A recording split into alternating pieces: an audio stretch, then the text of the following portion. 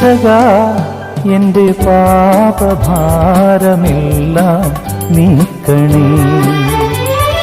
യേശുവേ എന്നും നീതിമാന്റെ മാർഗം നൽകണേ. രക്ഷകാ എന്റെ പാപഭാരമെല്ലാം നീക്കണേ. യേശുവേ എന്നും നീതിമാന്റെ മാർഗം നൽകണേ. ഇടയ വഴിയിൽ നീ അഭയമരുളൂ.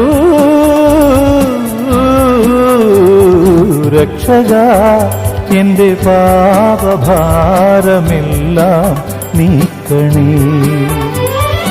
യേശുവേ എന്നും നീതിമാന്റെ മാർഗം നൽകണേ.